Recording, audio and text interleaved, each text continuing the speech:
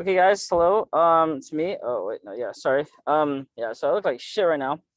Sorry, but yeah, it's me. So, You look good, welcome. handsome. Thank You you. the best. What are you No, talking about, son? Big so pimpin'. no, Yes. no, no, no, He said no. Okay, no, so I know, no. like, all right. So listen, no, I'm just saying. Okay, so thank you again, guys, for tuning in. If you're watching this video, this is like the 100th video that I've uploaded in like the last week. So I appreciate you for watching. So I wanted last night we did our first like group panel discussion, and so tonight I wanted to do something very similar. And I have with me a few returning guests, one of whom you have not seen for a while. But yeah, so before I get started, why don't y'all introduce yourselves? Ladies first. Thank you. So I go by Lady V. I do have a channel called Journey with Lady V. I'm all about culture and travel. Mixed culture is definitely an A1 for me, which I'm repping the shirt, of course, AMBW all the way. And that's my intro. It's nice to meet you guys. Cool. Nice. Oh, yeah. So I am the SHAO-LINN Fantastic of the Fresh Delivery Show podcast and the Dirty 30 podcast. You can find us on Anchor, Spotify, Google Podcasts, and Apple Podcasts. We're also on Instagram. Food channel review. We got her starting with like relationship talks, and then now we're just kind of moving forward with that and stuff like that. So the name on there says coach because I'm actually a coach, but I know it as the BWAM, Black women, Asian men. So it's a little bit different. I feel like the newer generation they call it AMBW, but to me it would always be called BWAM. So that's my intro. Cool. And then last but not least, V. What's up? I'm V. Cambodia, the great one. Nah, I'm the creator of BWAM, one of the original groups that brought everybody together, had the biggest site. Of course, I agree. Put the Black women first and the Asian men second. But that's our thing. Yeah, I'm just here to chill and talk smack and be real. That's it. That's all I do. Great. Yes, sir. Timing is perfect because we have with us again, second time on my channel. She just joined. A lot of y'all know her as the MOCHA Mommy, and she just entered the room. I don't know, Mocha, can you hear me? I can hear you. Can you hear me? Great. Yes, I can hear you. Yeah, well, Mocha, we were just getting through the introductions, but did you want to introduce yourself really quickly? Oh, hi. Sorry I'm late. I'm at work. They called me in. Oh, no. Yeah, thanks for having me on. Yeah, well, yeah, thanks for dropping by anyway. Yeah, so I wanted to make this conversation sort of like unfiltered and raw and all that stuff. So here we go. So the first topic that I wanted to address, and it was kind of like one of the main reasons why I wanted to bring certain people on here together. No, she's not gonna do that. No camera? I got it. Was okay. So first of all, I just want to like preface this by saying like we are not about instigating like quote unquote like drama. There's no drama. Okay, there's only love on this channel. But there was something that I did want to address. And Mocha Mommy, do you remember the video that you made about this channel? Yeah. You had a part where you talked about V in the interview that we did together. Do you remember that? Yeah. Yeah. Well, look who's here. Yeah, I do see him. I love it. I love that he's representing the DMV because actually I graduated from Howard. Oh. Yeah, so I'm a bison. Yeah. All right. But yeah. So I was just curious. Like I know Mokamai that like last time you and I talked, we addressed I guess that specific interview that I did with V, or the 1st interview that I did with him, and so you clarified some things for me. But now I was just wondering, since I have both y'all here, like let's how do I put this into words? Yeah, so V, you know what I'm talking about, right? You want me to say it? No problem. Okay, yeah. Okay, because you have a bigger mouth than me, so yeah. No, it was let me see, led toward that I was a fuckboy. And I just want to understand. No, I just wanted to understand what that meant to you. Maybe you have a different definition than other people. I just wanted to know. I'm not like attacking. You could be right. Yeah. No. I just want to know. Oh, well, I think like you might be right, like maybe a different definition. Like a guy who has kind of a sordid past, because I think that we tend to think that, well, if a woman has that past, well, there's a character flaw, but if a man has that past, it's because he's young. But actually, both genders pay consequences of that type of past. So that was like what I would try to say. Like, you can't really. That I gave off that said, you know what, this dude's got to be a fuckboy. I mean, I'd rather know that. That's probably more practical usage for me. Because, I mean, maybe I'm not going to defend myself. I'd rather hear. I'd rather understand. I just want to understand. Yeah. Well, I think kind of we tend to have that mentality that a person who maybe who's had a lot of partners, and it does impact future relationships. So it's not just women who've had a lot of partners who have those difficulties in relationships, men do too. So as men, maybe that's just something that you might need to be aware of before you decide if this is something you want to engage in. Because understand that sometimes those issues will come up. It's not as if people think you quote unquote grow out of it, but sometimes there are residual issues that sometimes can come up that you might have to evaluate if you personally want to deal with it. Ooh, can I say something? So it's Go ahead.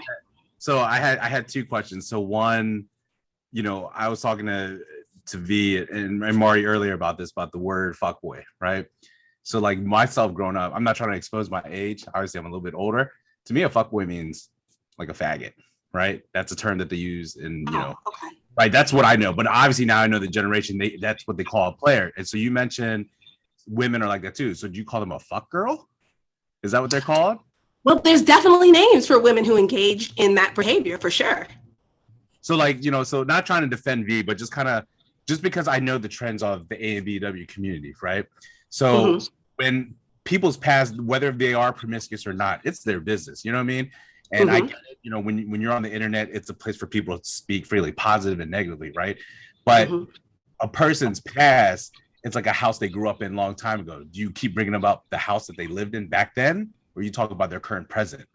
So in defense of that, I just feel like, when we are in this community, a lot of people talk. And the more people keep talking, you're just adding more fuel to the fire. And that's not really positive. And that's not really, you know what I mean? That's, to me, that's very challenging. Not saying you're doing it, but I'm just talking about the community in general. Because I already know, I hear stories too, you know what I mean? Because I know there are stories about myself as well. But to me, it's like, how do we grow out of that? We're just condoning to another version of, I don't know, Housewives or whatever. You know what I mean? It's just a lot of drama and there's no real context and really merging a gap between Asian men, and Black women or vice versa. If we're going to keep continuing talking about someone's past or something like that, especially when it's not relative. In reality, just kind of like with Vida, it's in those situations, just go straight to the source and just ask them, like, are you a straight up hoe bag? Like it's something like that. But I'm not a straight up hoe bag. Actually, I'm barely dating or anything right now. I would say this: I've had 4 significant relationships since I've been home. 4. One, my child's mother, right? Another one between her. One that became my wife, and one after my wife.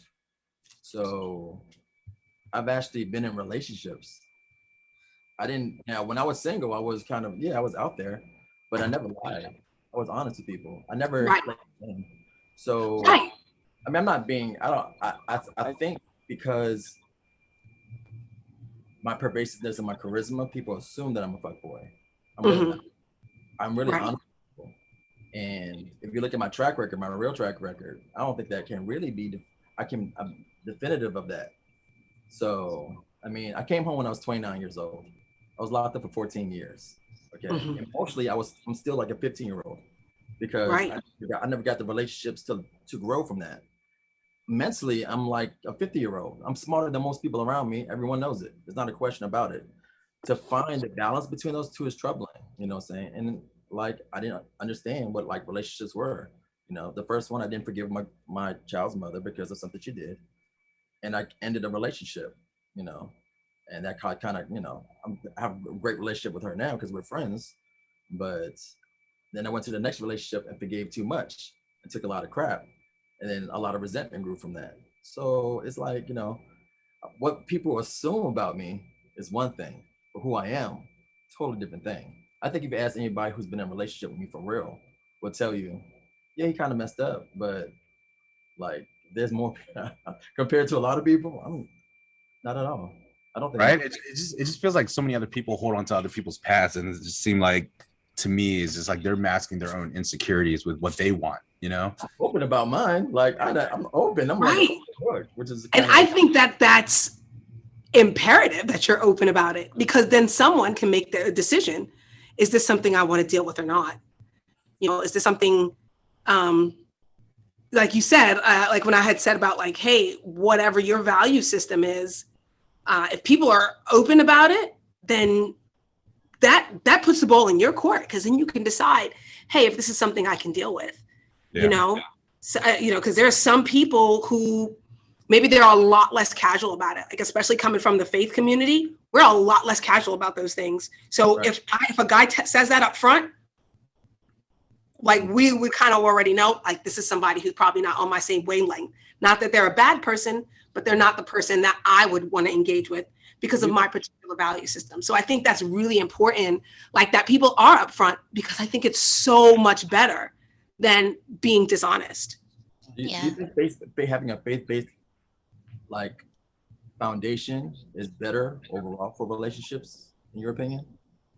I know it's definitely been beneficial in my relationship, but I can't say that that works for everyone. so to piggyback, isn't that kind of judgmental then? If it's a faith-based, you're judging someone based on the past, because in reality, only God can judge you. So who is another human being to judge me on my path? Do you see what I mean? Right. So what I would say is it's not about judgment. It's about how you're going to move forward. Like, is this something you feel that you want to deal with as a woman? Is this something that you want to engage in as a woman? And if someone wants to engage in it and you don't, what decision do you then make? So it's really not so much about like judgment. It's really about, okay, where you are and where this falls along your morals and values, and do you want to accept it? Do you want to? There's a lot of women who want to deal with this. Right, there are, sure, absolutely. But I know I had the things to deal with. So it's a two-way street. Right. I think you'll never know how a relationship's gonna go. And if you prejudge, you might miss out on something. I'm not like leaning toward, hey, I'm the first one to warn a girl, like, you know, say, hey, you might be a dude that's probably not loyal, but you know, did he tell you straight up what's going on? So I mean, right, but that's pretty rare. I think that's pretty rare that people are upfront, which is why I like the interview so much, because it's so rare that people are that upfront about where they are, where they're coming from, their past, what they want for their future. That's so rare, which is why I appreciated it so much that you were as open as you were. So I gotta find a church girl, and that's basically what you're saying. I better find a church girl. You know, and that might not necessarily be for you, because I mean, who knows? That might not necessarily be for you.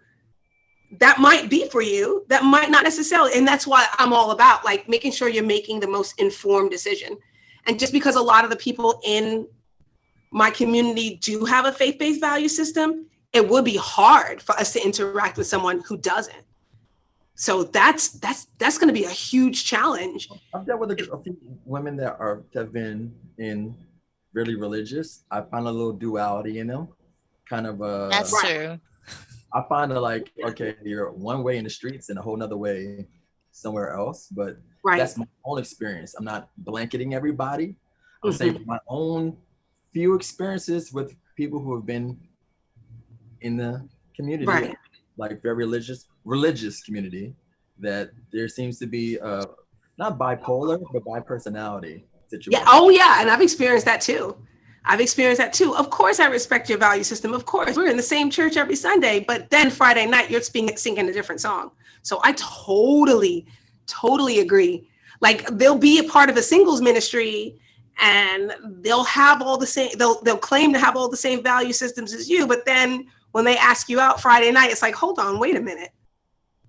So I totally get what you're saying, which is why I appreciate the openness, because I've had experiences where people haven't been open and you feel completely blindsided by it, which is why I appreciated it. I was glad we could clarify where we were coming from. Because sometimes people watch these things and they assume they know what a person's thinking. Sometimes we say things and in our minds we mean, or in our hearts we mean one, but we really mean something else and it comes out another way. And because what is going on live, people couldn't like prejudge that. I just want to clarify that I have all the respect for you, you know. So I'm just, you know, as a married woman holding it down for her man when he was, you know, hey, 100% like super respect.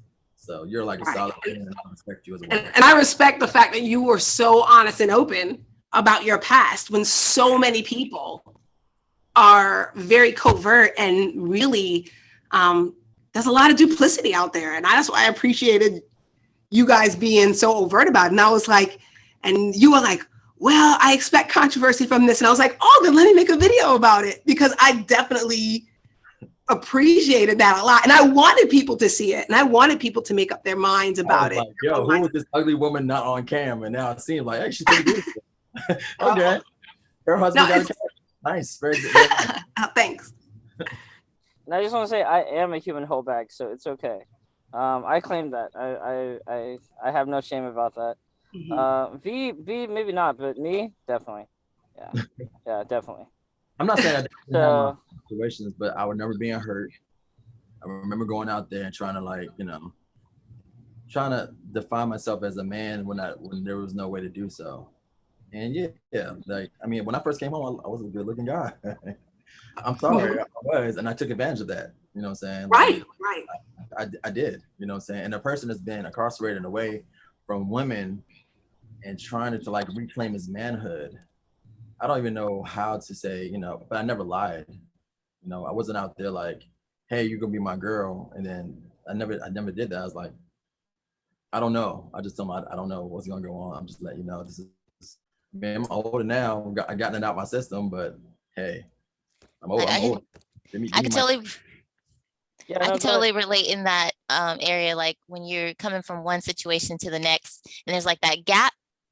Well, we can't say gap years, like it's like a few years sometimes, and then you're like transitioning, and sometimes we only work on like one aspect of ourselves, because I even realized that. I was just like, okay, I got this. It was like 5 years since I've been in the dating game, get back in the game, and I'm just like, reality hits you in the face, like, wait a minute, let me back up for a second. I need to learn some more lessons real quick before, you know, I like present myself to people. And that's something I learned, you know. Well, the key word you said was transition, you know, and that's the part of, as us as humans, you know, that's the part of the maturity and learning from your past, you know, and we said this in the last time we had our little video thing, was that if you keep doing the same thing repetitively and there's no change, is actually the definition of insanity. Yeah. You know, but at the same time, who are we to judge, right? One man's comedy is another man's insanity. So right. At the same time, transition is my whole phase, which like girls get their heart broken and they go through that, you know, run through a bunch of dudes they don't talk about, and then they simmer down. And I mean, and then they find, all right, I'm just chill now. I got it out my system. He's gone, you know, like I might be still mad at him, but I'm indifferent to him now. Guys go through that too. Like, especially I'm more emotional, so I'm aware that I go through that. You know, am I still going through this? Yeah, because my mental transition when I first started, it was more like, well, when I came back in the game, I was just like vomiting everything out. I was like, well, let me be, you know, honest and whatever. But there's some things that really didn't need to be said. You know, it just depends on the person. Because some people were giving me advice. Hey, you should do this. You should say that. You should be honest. No, don't be honest. I'm just like, okay, wait a minute. I got to listen to what's best for me. You know, like some things maybe I should say, some things I shouldn't say, because, you know, it's like a make or break type of thing. Women got it hard in some emotional and social standards way. And we understand. I think guys who are in the know understand that. Guys who are not in the know don't get, you know, you can say to a guy and he'll buy it. And then when things go wrong, you know, all of a sudden you're a hoe again. Like, it's just very fun. It's a very crazy, very crazy roller coaster, but right. Yeah. And I think about the last interview you did, Jamie, with the Quan, that guy. Quan. And yeah, and it was so funny how like, you're interviewing this younger man and he's talking about, you're like, oh, you want to do this and you want to do this because you don't want to be used for I don't know, like a foodie call or whatever, like something like that. And then I was thinking like, wow, the last conversation I had with a woman that age, like her fear was like her personal safety going out there and dating. Like, it just goes to show you like, wow, like people are worried about very different things coming to the dating market. And I was like, wow, I really like that interview that you did with him. Like, just talking to him about what your experiences were and how he could learn from it. And just coming from, a place where he was just really curious and just wanting to try to put himself out there. And I was like, wow, that took a lot of courage for him to say that. And sometimes it takes a lot of courage for people to go step out there and put themselves out there. So, I mean, I really like these interviews that you're doing with people. It's kind of interesting. It's interesting that you mentioned Quan Mocha, because here he is. Hey, Quan, no, I'm just kidding. No, he's not here. No, but I did talk to him recently, and I actually I talked to him, and he says that he actually started talking to a girl. I think he met online. So, and it probably had something to do with me, or my advice, maybe. I don't know. Maybe it worked, right, maybe it didn't. But no. So no, I mean, I enjoyed it because honestly, for me, that's the first time I've actually sort of dispensed advice to another Asian person that I didn't know already. He wasn't a friend of mine. He wasn't a coworker. He wasn't like an acquaintance. He was just a complete stranger. And I met him. I didn't know anything about this kid, so I just messaged him. And you know what I mean? Like when I read his profile, I talked to him first time, like off camera. It was like he reminded me a lot of myself, or at least like in terms of, like the potential mistakes that he would make if I had not, interviewed him that day. And that, I mean, that, that I think that I would like to, that's kind of why I did the interview. It's also why I wrote the book. I'm not going to plug it again, but that's basically why I did it, is because I ultimately went through hell. I think I told Venetia this, like when we first met, and I think I told these guys too. But basically, long story short, yeah, it was honestly like some of the worst experiences in my life. And here I was, just like this kid, this Asian guy in his 20s who didn't know shit, and I wasn't making the same mistake over. I was making just a completely new one every time.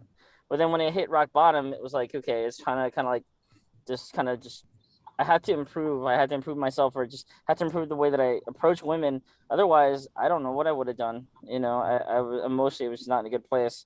So it was, I don't know, maybe it was divine intervention or something, but I finally realized that. But yeah, no, thank you. Yeah, I definitely, when it comes to this kind of interviews, I definitely do. I enjoy them. I definitely enjoy them. So yeah, and I also enjoy your channel as well, Mocha. Yeah, and also I do want to thank you very much for the whole video that you made. It was mostly about my channel, or mostly because of my channel, and I got a huge shout out at the end. So thank you very much. I got a lot more subs that day, so thank you. But one thing that me and VEE and SHAO-LINN talked about last time we met, it was mentioned for we talked about 5 minutes or so. It wasn't that long, but I want to bring it up now that I have two women here. Oh, hang on. Yeah, can you hear me? Yeah, I can hear you now. Okay.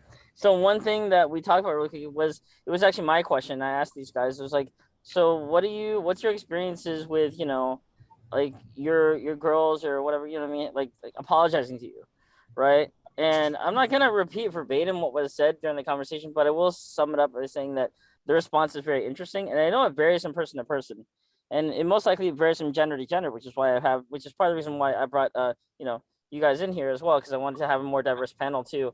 So what's your take on, I guess, like women saying sorry, or what I mean, like apologizing, and then we'll get to these guys as well. Okay, you want to go first, Venetia? Sure. So my take on apologizing, I had to learn the hard way. Women should not apologize for everything. We have a bad habit of apologizing for the most simple things, like the way we look. Oh, I'm sorry, my hair isn't good, or I'm sorry, the way I look right now. Like, oh, it's those little insecurities that we have within ourselves that we don't, you know, self-check. Because another thing that I talk about I try to ease into my channel is talking about self-love within ourselves, you know, and that's a big part of it. Not apologizing. I mean, there's books on that now, like stop apologizing for little things, for things that don't even matter, that guys don't even pay attention to sometimes. They're just like, okay, why are you apologizing for that? I wasn't even paying attention to that. I didn't even notice that little curl that was sticking out of your head or whatever, you know? So I definitely think that we just tend to overthink the apologizing aspect of that. And because I guess because we're more emotional beings, so we feel like we have to be that passive personality sometimes, like we have to be kind of like humbled down and, you know, agreeing to everything, or yeah. I don't know. I don't think that you should apologize unless you're actually sorry. If that sounds horrible to say, because sometimes you're not sorry. That's like, true. The whole thing, sorry, not sorry. Like, I don't know. I just feel like, I think forgiveness is out there, but second chances are not always. So you have to realize that too when you make a mistake. Like, so I guess, you know, thinking that, and also too, always thinking that you're owed an apology. Sometimes there's not going to be one, and we wait for one. And you have to realize, like, you know what? Sometimes you won't get it, and you have to move on like you have. So that would be my whole thing about apologizing, because I think that there are some people who legitimately are not sorry. And I don't think that you should give somebody one unless you really are. True, because there's some people out there that's so stuck up to they don't want to say sorry for nothing, like nothing. No. They're just like a wall. It's like you have no emotion at all, nothing. It's like nada. Or maybe they do and they don't want to admit that they do. Like probably sometimes they know they were wrong and don't want to admit it. Right. The pride gets you. Exactly. V, what do you think about that? Women don't apologize generally, Oh, wow. especially if Oh, that's different. You should have let him with that. Way over there. I was like, wasn't expecting that. No, they really don't. Especially they wronged you and they know, like, they're like really wrong. Here's what I find, especially in relationships, and if it's a heated situation, especially, and she did wrong, they just won't say anything about it and they'll pass it through. One reason why is they don't want to acknowledge it, and they don't want to grow, and they don't have to change. That's the main reason people don't apologize. Because if they have to apologize, their ego gets hurt. They have to see, like, hey, maybe there's something wrong. Sometimes an apology takes, like, I take the middle route, which is if someone finds something offensive that I said, right? I can say, hey, you're wrong, and I go for the attack, or I can say, maybe, just maybe, I did do something. So I can be right in what I say, but I can also hurt a person for being right also. And those are two different streets to the same person. So I can be right and wrong. But when you get, I've been in certain situations where, like, you can never. I mean, I probably maybe because I dealt with girls who had a lot of ego. And in those situations, you know, you got somebody who's never wrong or can't do no wrong. If they make a mistake, someone's there to save them every time. You kind of don't grow any character out of it. If you're a pretty girl, you always get pandered to, you know, everything affirms you, you can't grow. So, and if you're not used to that, get into an argument because we are in disagreement and I think you're wrong, of course you're not going to admit that you're wrong. Of course, because you're used to saying, oh, I relent, I'll do whatever you say just to be with you. That's the problem. That's the real problem. And maybe we're taking the same question in different, you know, paths, but that's the path I'm going to take. So to balance it all out, ladies. I think it's really hard to generalize, but you know, obviously we're speaking from our own experience. I see both sides. I do agree that majority of women don't typically apologize, and it becomes very dismissive because it's kind of one of those situations like, oh, you're fine, you'll be good, right? But you know, if you can give a foul, you should be able to take one. you know, and it's got to be a lot of reciprocity, and a lot of it has to do with maturity, growth, but also, you know, pride and ego, you know. And I do feel kind of what V said, that there's some women out there, and we, you know, we'll even put some of the men out there feel very entitled because of the pretty privilege, right? So they feel like they can just kind of do whatever they want to treat people how they want. Then you got the other side of it where people are just going to say sorry just to kind of brush it under the rug, just to kind of get it over with, right? You know, so, you know, I definitely see both sides. It just really depends on the person you're dealing with, you know. I do feel as human beings, the sincerity part is what needs to be present versus just saying sorry. So I do agree, you know, with, you know, when people say apology, you need to say it like you really mean it, you know. And maybe sometimes there's people that just say it because they just. I agree. Can you hear me? Yeah, I can hear you. Personally, I've done that before, you know, like, you know, talking to people online, whether it be on my podcast or in the multiple groups that I'm in. Sometimes it's like, look, you're just not going to understand where I'm coming from, and you're not going to kind of meet me halfway. Then you know what? I'm going to agree to disagree. I apologize if I hurt your feelings, and I'm just going to keep moving.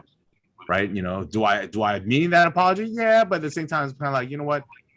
You're going to be more upset in the long run, and you're going to beat yourself on it, you know, a little bit more. So I'd rather just, you know, I'll take the high road. But at the same time, there's that side of me in my prime, like, why should I say sorry when I didn't even do nothing? You know? So, you know, I definitely see both sides, but I do feel like, you know, as we grow older, you know, most people, you know, I mean, women mature a little bit faster than men. So I can admit that.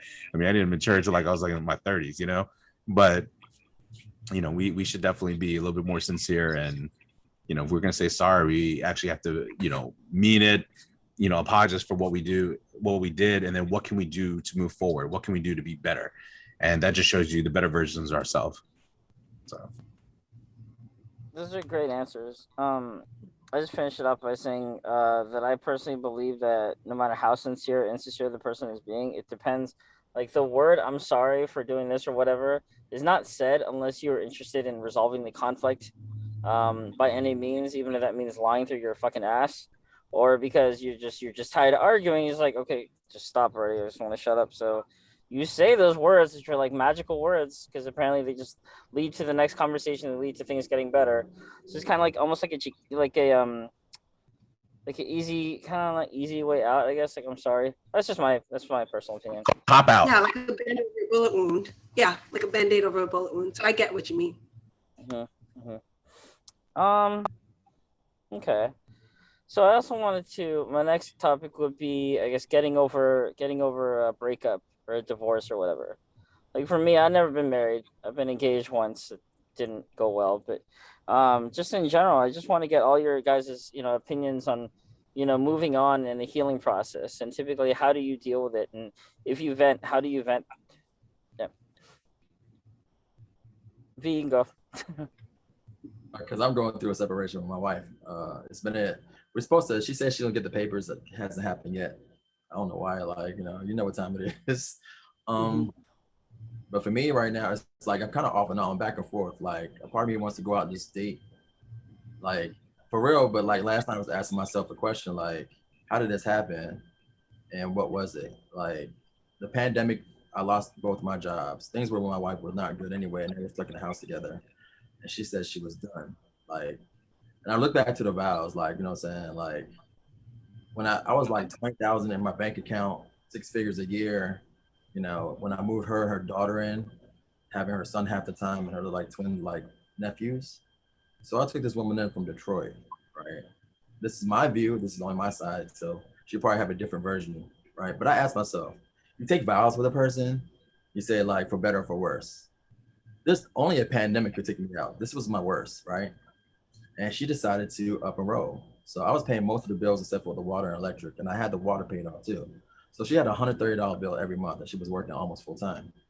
So I laid it down like this logically. You chose to leave me at my worst time.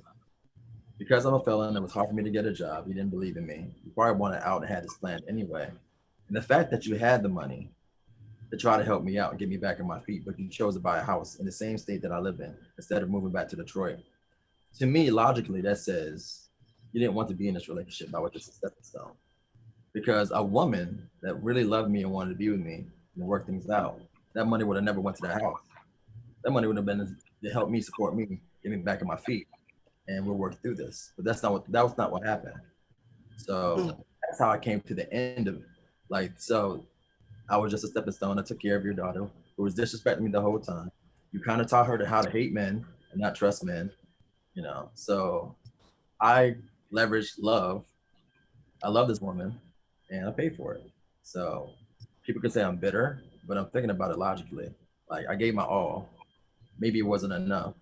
I tried therapy, but I'm paying for a therapist, which allowed her to lie and take her side when I was pointing things out. We called it boundary issues. She said we weren't in a relationship when I proposed to her and she was my fiance, but we weren't in a relationship. And how are you a therapist listening to this and not saying that, hey, that's kind of crazy? Would you pay $400 for every session to hear a therapist's side? Would that some insanity like that? I wouldn't. So I just continued. And maybe that might be not working on a relationship, not giving it all to the marriage, you know. But I made some logical choices. I've come into a logical decision that she was not for me. And it's okay. I made a mistake. I chose to marry her because I wanted to marry her because I loved her. And I could live with that mistake. Woe to the next women's that I had to deal with. You know, I mean, there are some women coming after me. There's some women like pay me no mind, I'm paying attention to. But at the same time, it's like, you know, it's like, I don't know. If I put the foot on the pedal and give someone a try, will this happen again? I'm losing my years. So, and honestly, I'm better off alone. I'm back on my feet. I'm back up ahead. All my debt is done. Like, and I did it by myself, without her, without anybody. So obviously, I don't need to be with anybody. I might need some maintenance hits, some maintenance sex here and there. Let's be real, I'm a dude. But, you know, to find somebody like I want to be with, trust, and like call my wife forever, I don't have to make choices left. I can't make the mistake again. Not with the next person. And if I'm just have to date for the rest of my life and just like experience people, but this time a lot slower, you know, so where I can appreciate it, they can appreciate it, and let it be. I'm fine with that. I'm an artist. That's how life goes. So, but that's me putting myself out there, all of it, you know, and my perspective. She may have a different perspective. Okay, I'm not trying to trash her, or I'm just saying my perspective on it, and I'm just being real about what I went through with my marriage from my personal point of view. So she may see a whole different emotional side, but logically, the story tells itself. It's written on the wall. But that's just my, you know, that's me trying to convince y'all. But I think I laid a good case here. Yeah, those are all good points. Thank you for sharing that. Venetia, what are your thoughts on that? So based off my experiences from breakups, I would say my first experience with a really bad breakup was, it was a while ago. I don't even know, because I'm like in my 30s now. So I was like 23, I think. I was engaged as well. And I don't know, I grew up in a faith-based home, just like, oh God, was it Moki? Yeah. Yes. I grew up just like you. And, you know, I believed in, you know, how I grew up, you know, you're supposed to save yourself for marriage and all that stuff like that. You know, I was the good girl, as they would say. And I really did that, you know, and then he broke my heart. Like, he literally just straight up gave me a ring, then took it away, graduated from college, and then he just took off. So I was bitter about it. You know, I tried to call him up, just nothing for like months, never heard from him. So I just started becoming bitter against men for a while. And then that kind of led me to some other situations. You know, I started like venturing with like the same sex. And then I started to, I don't know, I stayed with that person for a while and I became very toxic because they were a toxic person. Toxic and toxic just don't mix together well. It just doesn't. It just makes it more bitter. So I didn't even know I was toxic for a while. You know, I was the quiet, you know, sweet one, as they say, but it was a lot of things that were building up inside of me that I didn't know because I didn't heal from the bitterness, you know, pushing guys away. I'm not saying everybody's story is the same because, you know, you hear that, oh, she just got bitter because of guys, so now she wants to turn the other way. It wasn't really about that. It was about me just growing within myself, and I used that as an excuse to go the other direction. But so I let certain things happen to me in my life, like, you know, mental, physical abuse, that kind of stuff. I won't go into like deep detail, but yeah, just physical and mental abuse. And then I just finally started building myself up and putting positive people around me, because that's really how you're going to really get better and grow, um, regardless if you're in a relationship or not. So I started like building myself up, building my character, and that allowed me to get out of the toxic situation, you know, and get away from that person. After 5 years, it took me 5 freaking years to get away from that person. Mhm. And I still look back like, what the heck was wrong with you? Like, I moved back home, then moved out, then moved back home. I'm just like, my brother's looking at me like, what in the world is wrong with you? There's a screw loose in your head. Because why would you go back to the same toxic stuff? But I mean, that's how it is when you haven't grown all the way. So I finally came back, said that enough is enough, cut the ties, you know, like, I mean, literally just cut it off. Because I knew that was the only way I was going to grow. I can't just hold on to it, be like, all right, I'm growing, but I'm still holding hands with it. No, that's not the way it works. So I cut it off, and, you know, now I'm here today. I started venturing out in other places after I was like healing myself, telling myself that I am beautiful, you know, smart, things like that. Um, and then I started adventuring, like, just talking to other people, just getting a kind of different point of view, because, you know, it had been 5 years since I've been in the dating game again. And I thought I had to commit to somebody. Like, as soon as I started dating again, I was just like, well, I gotta like commit. And then my heart kind of got broke again. I was like, what in the world is going on? And then I started looking at things a little different. Like, okay, you know, you just started dating again. Maybe you should just take it slow with people, you know, and just see what you want again, you know. So that kind of taught me some things, is to just want what I want and not what someone else wants for me, or whatever I think society wants it to be for my relationships. So that's my experience. Yeah. Shao? As far as in, you know, relationships, me handling it, it's definitely different when you get older and when you have kids. Kids change a lot in your perspective. You know, I'm a single parent. I have a good relationship with my daughter's mom. We're cool, and there's no room for reconciling anything, but we're cool. We're very good co-parents and stuff like that. I mean, it's gotten to the point where, like, I mean, let's just be real about it. Let's just get out of it. If someone cheated on me, how would I handle it? Of course, I'm gonna get pissed off, but I got so much going on in my life right now. Like, to me, that just makes it easier for me to move on, you know. And I think what makes situation worse is when people string you along. You know, I haven't had anyone do that to me the last 5 years plus or whatever. You know, I haven't been with that many women since my daughter's mom, you know, just because I want to make sure I am that example for my daughter, who's half Black and Asian, and she's getting both ends of both sticks, you know what I mean? So I want to make sure that I am, you know, an example in front of her and behind her back. You know, of course I've done some, you know, some certain mess up things, you know, not necessarily to women, but, you know, but you grow and you move on, you know.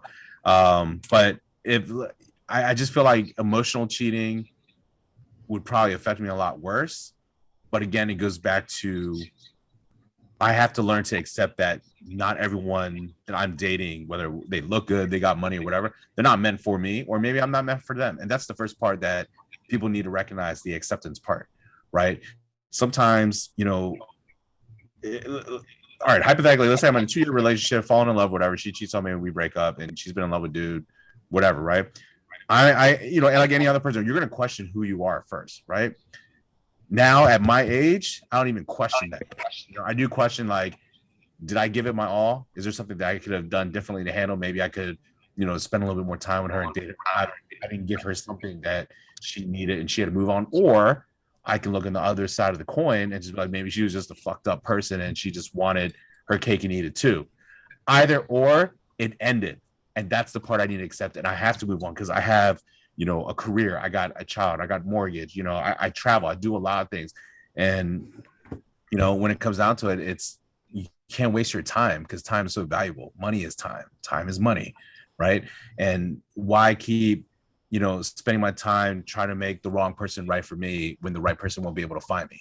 You know what I mean? So once you recognize that it's not going to work, you have to pull yourself out. This is like being in a house that's on fire. If you can't recognize there's some type of exit, you got to get out. Or if they said, hey, I'm the one who lit the fire, this is what happened. Like, all right, cool. Now I know who's, I wouldn't say the enemy, but who's the one that just didn't want to help and support. So then you got to take care of you, because the only person that's always going to get your back is yourself and your name and your reputation, you know, and that's dignity. You know, Whitney Houston said it best in her song. You got to value your dignity. You know what I mean? But now I can't speak because I've never been married. Now, let's say if I was in a relationship for like 10, 15 years and that happened, and the biggest question, I don't think we touched base on this, but I at some point I know it's going to come up. Would you stay in the relationship if she cheated on you, or vice versa? And that's hard, because when you got 10, 15 years of investment and you got kids, sometimes you got to swallow your pride.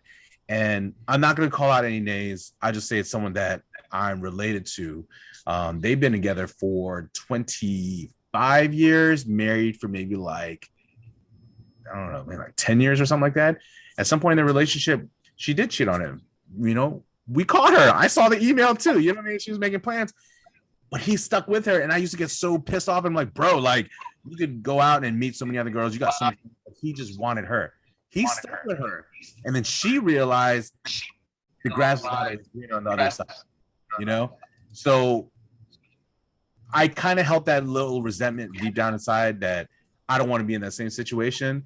But her speech at her wedding was so valuable. It completely changed my mind. She admitted in her wedding. She was like, you know, I made some mistakes, and I just realized no matter what happened, he stuck around by me no matter what. And she was like, I'm not just marrying my husband, that's my best friend. You know, so that's what everyone wants to strive for. So if you can't trust someone, I mean, you can't rely on them. If you can't rely on them, then what are they really to you? Right? So that's the part where you have to understand, accept, you know what, I can't allow myself to be hurt. You know what, in reality, you got to let yourself hurt a little bit, give yourself a couple of days or whatever, but you got to move forward. You got to like, you know, like what V said, you know, and Lady V, you got to surround yourself around positive people. You got to self-improve. You got to find a new craft and just kind of move forward, you know, reading, magic, playing a sport, picking up yoga, building things. Just, you just got to be active and just be around better people around you, because obviously that person was a piece of shit and they didn't want to like worry about your best interests, you know. But now if you cheat on them, they cheat on you back, then it's like, you know, yeah, shit, two shits don't make positive shit. Yeah. That's all I got on that. So I just want to share a brief story, and then Mocha Mommy, I'll let you go, because I don't think you've gone yet. But so like the way I used to deal with the heartache and like breakups, disappointment, rejection, anything like that, was not great. And looking back on it now, you know, I'm in my mid-30s now, so I'm a lot more mature, a lot more like, I guess, battle hardened, if you want to call it, for lack of a better word.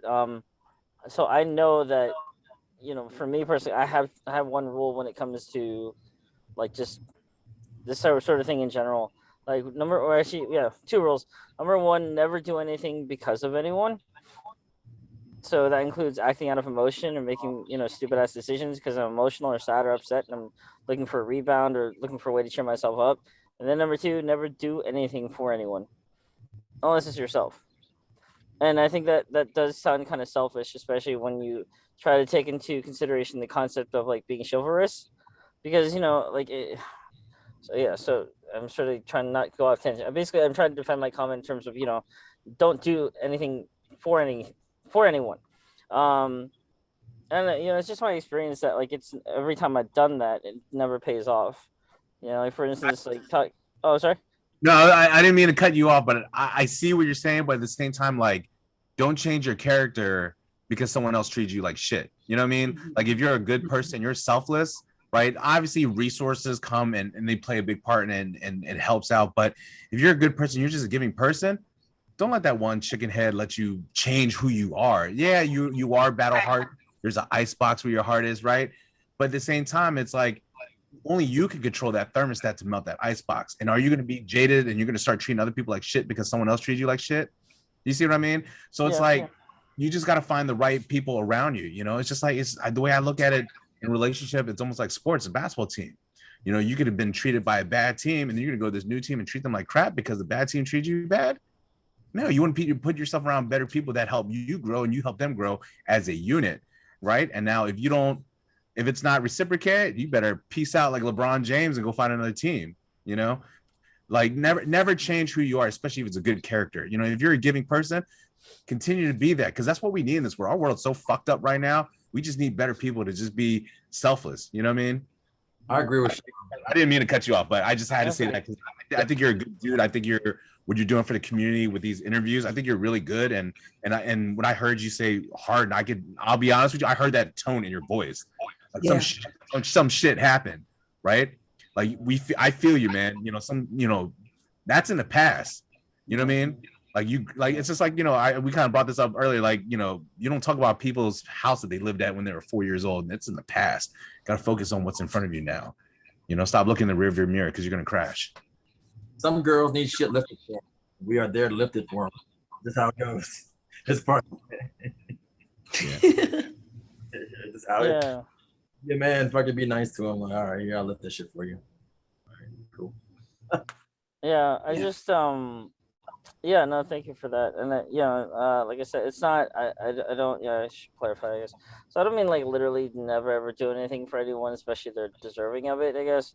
But I just basically, let's just say, like, in general, when it comes to how to deal with that sort of thing, like breakup or rejection or heartache or whatever.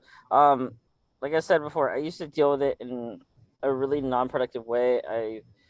For example, I would try to make myself feel better by going to like the strip club, right? And spending, I mean, I'm not rich or anything like that, but like whatever money I had, I would use it, you know. And I wouldn't just be getting lap dances and, you know, playing all all that stuff. Like I would actually be talking with these women, you know, talking with these women who are just, they are basically, you know, they're just doing their job, so they don't really give a shit. But that was something that I felt like I was venting, you know, I was venting to, you know, a woman, right? And I felt like they would understand more, like, you know, about what was going on, and they could sort of relate and all that stuff because they're women. But actually, and that also brings it to my next point. But before I do that, Mocha, what are your thoughts on that? Because we didn't get to you on that. I can honestly say that I haven't had too many like horrible breakup experiences. Like, but I guess the guy who would be I would consider my college sweetheart, it wasn't like we broke up because he was like a bad person or something bad happened to me. It was just that he was at a different place in his life than I was. And it was kind of like a mutual separation, I guess. And he was like my first real boyfriend. You know, it was like a mutual separation. And I totally get it. Like now I totally get, I mean, we still exchange Christmas cards, you know. He got married probably like a year and a half after we broke up because it was just, he was ready for something that I wasn't. And I totally get it, you know.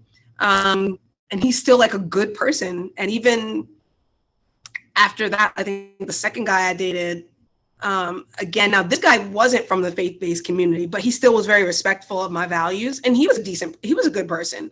But that made me decide, like, okay, I don't think I want someone who doesn't have my same faith. And, you know, the one person who was very duplicitous, you know, I realized that, you know, it wasn't like a knockdown, drag out fight, which everybody thought it would be. And I was like, you know, I said, the only thing I really regret is believing that you were a man of your word when actually you weren't. Like, that was my biggest regret in that relationship.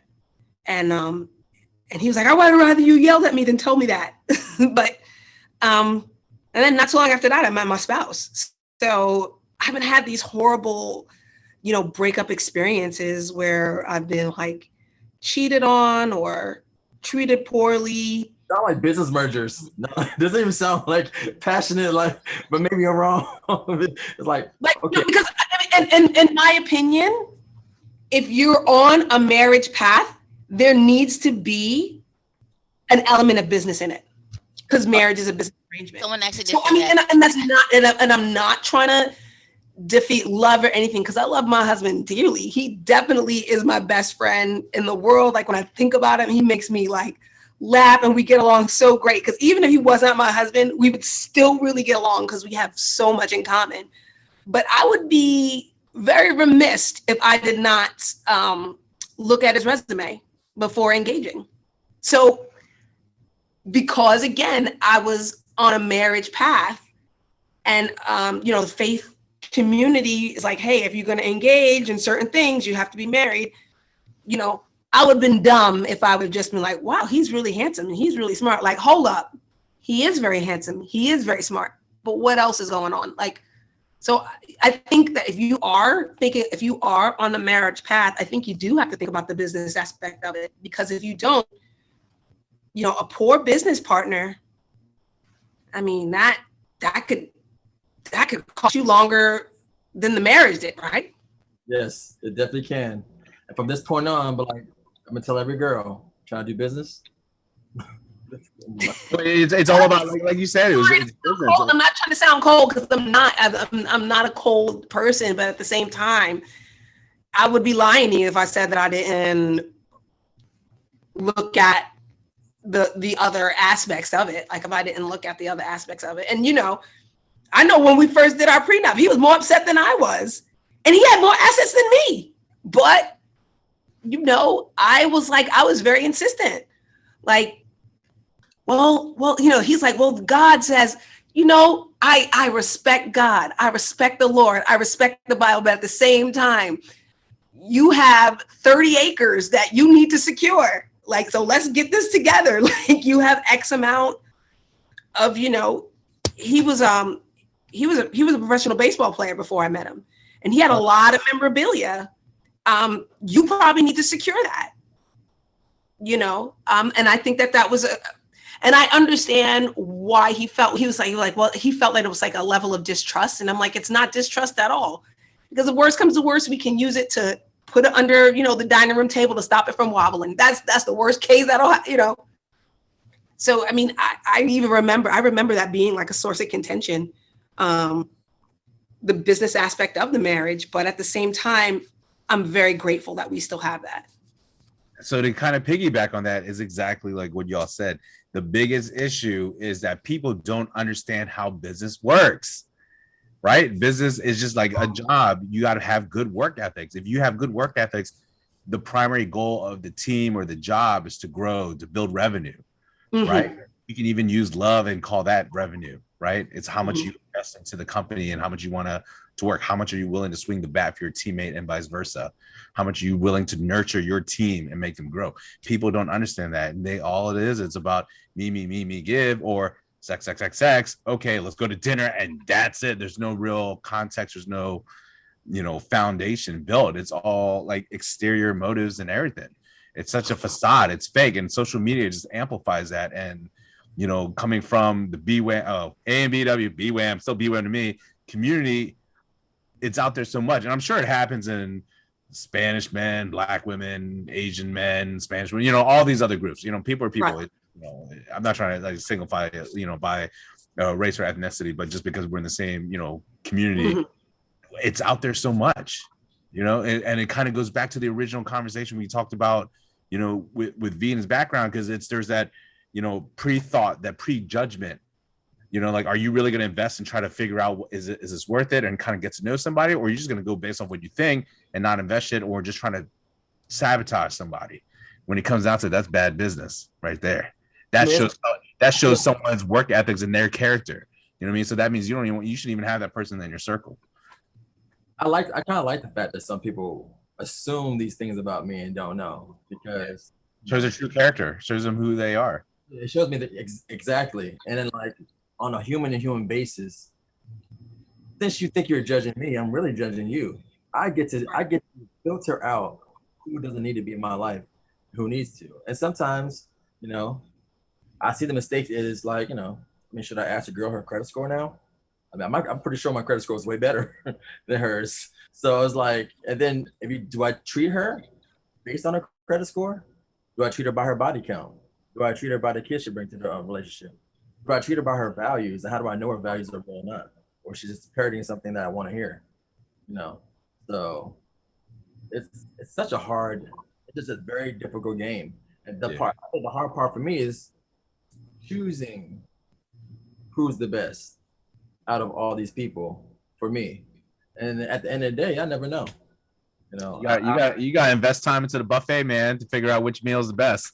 I mean, it's not that bad, but at the same time, like, it's funny because it's the ones that don't want you or don't want to, like, or inquisitive about dealing with you that you kind of want. And I'm sitting there like, you know what? Maybe it's better for me to just pull back. You know, when that happens, like, this is how I trapped myself the first time. You know, I wanted something that I probably shouldn't have wanted, you know, and just going with the eyes and heart instead of just like thinking. So this time around, maybe I'm gonna take Chanel's way. I'm gonna just find a good church girl. I'm like, hey, look, I'm a heathen, but you probably teach me some things. So I can just go for that route. Hey, there's Christian Mingle. And there's also the Muslim version called Minder. The Muslim Tinder, Minder. Yeah. Wow. You gotta swipe toward Mecca. Right? Right? Yeah. Right, I'm gonna go in there and just be like, I hope you swipe on me and be like, oh, well, you're not Muslim or you're not Christian, you're not Jewish or whatever. Be like, oh, you're judging me? Like, God don't like, why are you judging me? You ain't God. Like, it's like I'm just messing with y'all. Yeah, everybody has their deal breakers, and I can't ever say, like, some women use height as a deal breaker. It sounds stupid to me, but it's their deal breaker. I mean, it sounds, but people have I mean, a bad credit score could be a deal breaker for some people. You know, your faith background could be a deal. And who am I to say that that's right or wrong? I know for me it was, but somebody else could have an interfaith relationship and be successful and thrive. You know, I mean, I can't really say. So I remember me and Jamie, we were talking about that last time. Like, there are all these rules that say you're supposed to do this, you're supposed to do that, you're supposed to. Sometimes it works out for people, sometimes it doesn't. I think the biggest game for me right now, currently, that's going on Front Street is how selfish the other person comes into the game. I'm thinking and it leads into what Deshaun just said. Relationships are teams. The relationship is the entity beyond the self. I agree. So that is true. I have to look for somebody who is selfless, and I have to find somebody that I can be selfless with. Yeah, that's great.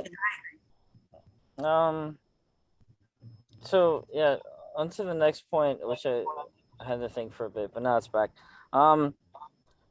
So this is probably like a very kind of cliche question, but I'm interested in knowing your guys' response.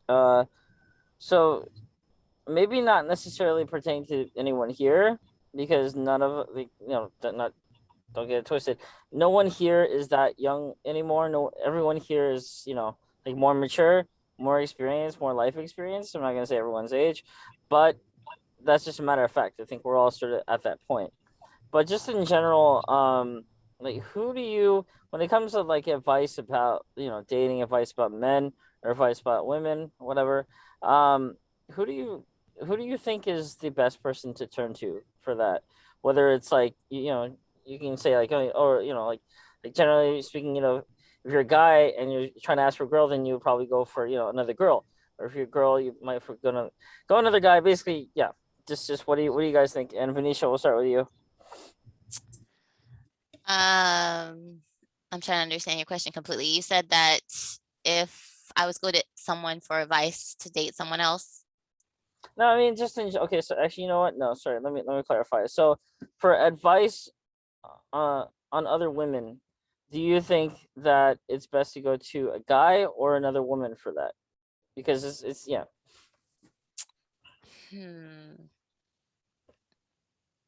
That's a tough one, because I have a friend. The reason why I say that is because I have a guy friend that we communicate a lot about relationship stuff, whatever. And sometimes I feel like I have more relations with guys, I guess, because of understanding a guy's point of view, because I have another friend that tells me like, oh, girls, they don't understand. And, girls will say the same thing. Guys don't understand, blah, blah, blah, blah, blah. And I don't know. I feel like if I talk to someone like a male about females, that I can kind of put a mirror in front of my face, because I'm a female. So it's like, all right, well, what is your point of view? Instead of listening to another woman that's like, oh, and then I feel like she'll have more of a biased opinion, not saying that all women are like that. Just, I feel like I know, birds of a feather flock together, you know, like we're like little peckins. Sometimes we'll talk to each other like, yeah, girl. So I feel like for me, I like to listen to guys' point of view for advice about women, so I can kind of see and put a mirror in front of my face. And yeah, Shao, what do you think about that? If I want advice about women, I'm gonna go to a dude, man, because they're the one who's getting the women, not other women getting women. That's being realistic, you know, because I want to look at their track record and how they approach it, what kind of women they're going for. You know, is it similar of interest? And I want to know that. And I'll just be honest, in my experience, you know, asking advice from women, you know, they'll tell me what they want, but that's what they want. That's not what a typical woman wants, you know. So, and I'll just say this, like all 5 times I asked for advice, they all failed horribly. It made me look like a little punk bitch, man. Like, man, it just sucked. So typically when, you know, I'm never going to say no to advice. So I'll look at both parties. But in reality, I go straight to a dude first, like a guy, especially a guy that's successful with their approach with women, you know, just not even in a sexual kind of way, but just seeing their popularity, you know, the communication they have with women, how women adore them, how they go to that dude all the time for advice, and they're not doing anything physical. But like, all right, that's the dude I want to talk to, you know, the charisma that he has there. So, you know, what is he doing that's so different? You know, is it maybe just a he thing, or is it maybe just the way he approaches it? He just understands what certain women like, and there's a certain type too, you know. But yeah, sometimes, you know, when asking women, just my opinion just hasn't worked out as well. But I'm not going to say no to the advice. Be in the back of my head, just won't be used. Mocha Mommy, what do you think about that? Well, of course, you know, the Bible would be the standard for me, but there's like a scripture that talks about it, like that men teach men and women teach women. Whenever I see a guy giving like, you know, like there's a internet personality who was always giving like a lot of women advice, and that person automatically rose up red flags. And when it was revealed that that person had a lot of issues, I'm like, well, clearly that person has, because that person wasn't in their place. So I personally don't believe that. I think that it's the women who've had the success that you would like to repeat are probably the best resource. So of course, coming from women who've been married for like decades, their advice has been invaluable to me and helping me with everything from like conflict resolution to even like choosing a partner and being out there, and certain things that I needed to look for. So I mean, again, a lot of that has to do with my faith background. I probably wouldn't get too much advice from the male perspective, especially if that male was not on the same path that I was on. Like, you know, if it wasn't a marriage-minded person or a person who was in a successful marriage, not saying that they have no valid advice, but, you know, scripturally, that's not where I'm supposed to go. So that's not to say that they give poor advice, because I've gotten some good advice from some men in the faith community. So, but again, that wouldn't be my primary source of advice. Okay. V? I don't take advice well anyway. I've always like kind of went my own way. Experience is my thing. As of late, of course, everyone knows I've been listening to Kevin Samuels, the Fresh and Fit Boys, the Alpha Males, and the Mo's and stuff like that, and the brothers, and the roommates. These are guys that's talking about the male sphere, the man sphere thing. A lot of women don't like to hear a lot of these truths, you know, but it became a lot true after my marriage. So it came at the right time. But there's a balance. If you listen to what guys say, they can be damn right lying. I like to see action. I like to see results. I want to see it, you know. So best, a married man would probably be a better person to listen to. A person dating, probably not so. If you want to feel the emotion of what it is, if you ever talk to or listen to a woman like really hurt over her man, like sobbing, nose clearing cries, you understand what like emotion and all in love is. So it's kind of a balance of the both. Like, what do you need? If I want to learn about a woman, I usually don't ask women because women are held to an indirect verbiage and standard of lying to make you happy or make themselves feel better about whatever they're living. Guys boast and lie, you know. But for real, I learn more from suffering or people suffering than anything else.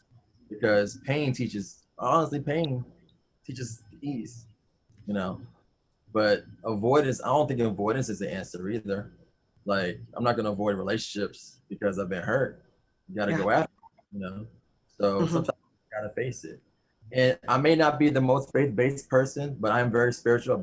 I do believe there's some kind of higher power out there. There has to be some purpose and reason that you're living or being with for someone else.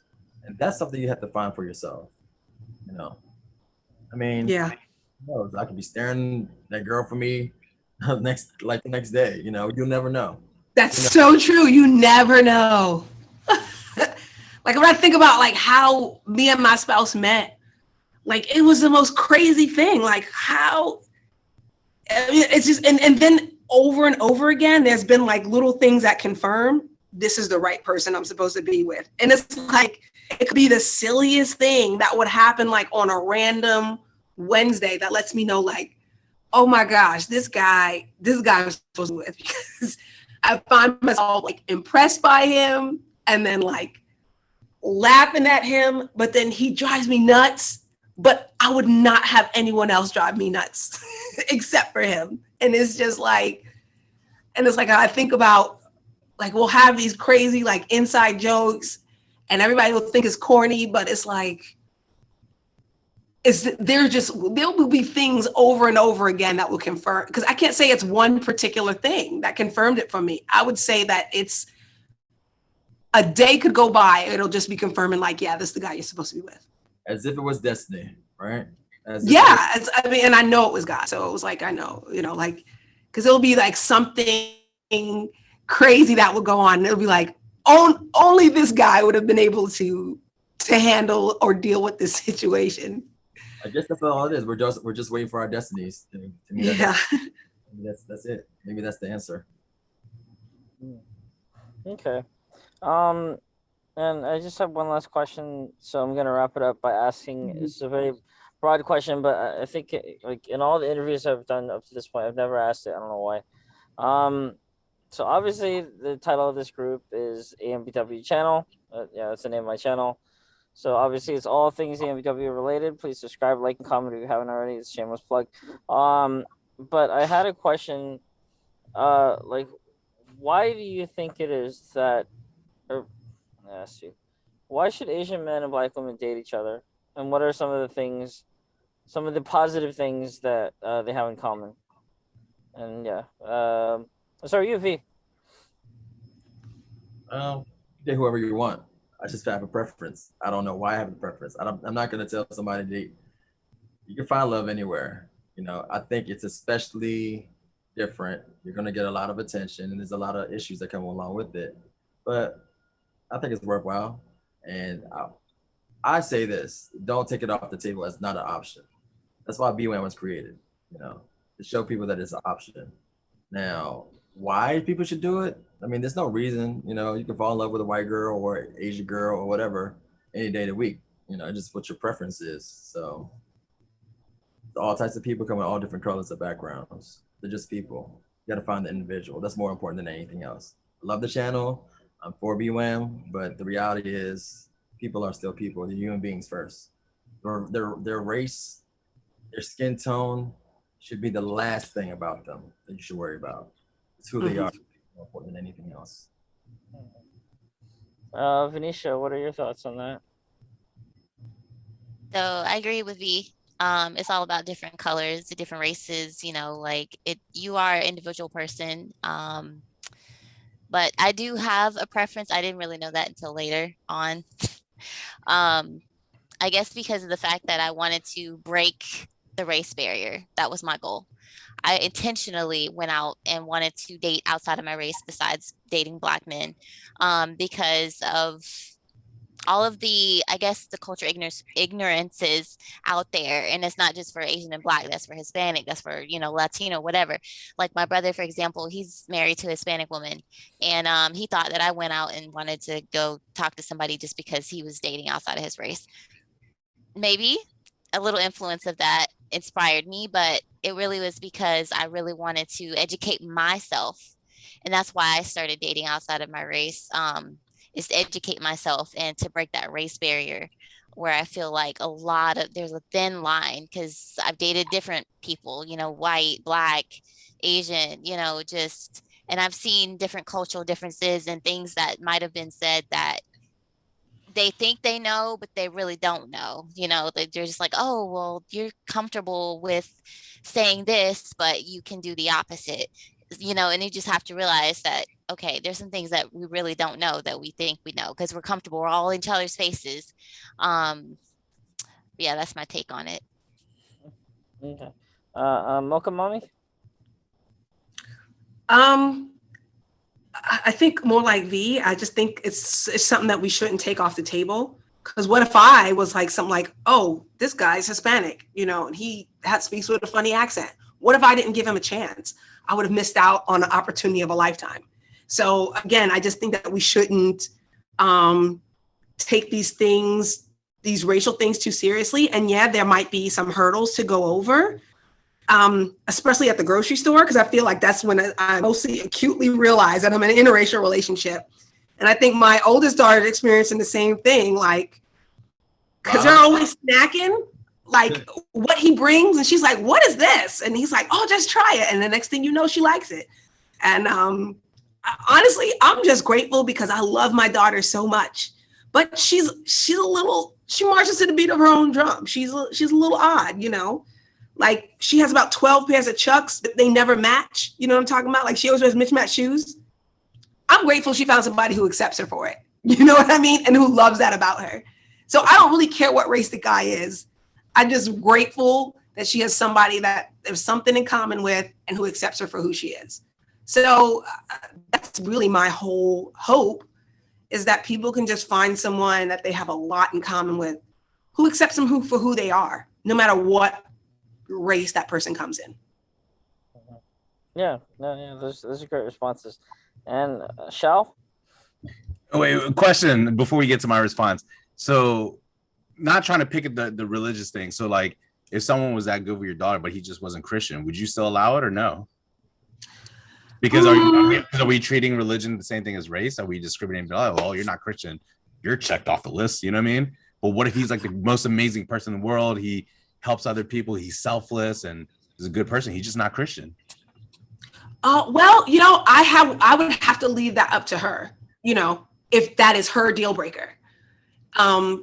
But it turns out that, we are like, we don't go to the same exact church, but we're in the same, same overall archdiocese. So I kind of know him and I've seen him around, and I know his family. I've seen his family around. So, I mean, I can't say that. And I know that definitely had an influence in them solidifying a friendship. So I can't say that it's a deal breaker for her or not. She still lives in our house and she still has certain rules that she has to abide by, as does he. And they're similar at this point. But I can't say that that's going to be her deal breaker or not. It was for me. I can't say it is going to be for her. Gotcha. So to answer that question, personally, I feel like love whoever you want to love. Like, who cares? I just feel like when we start, like, there's a big difference between preference and, or being picky versus being particular.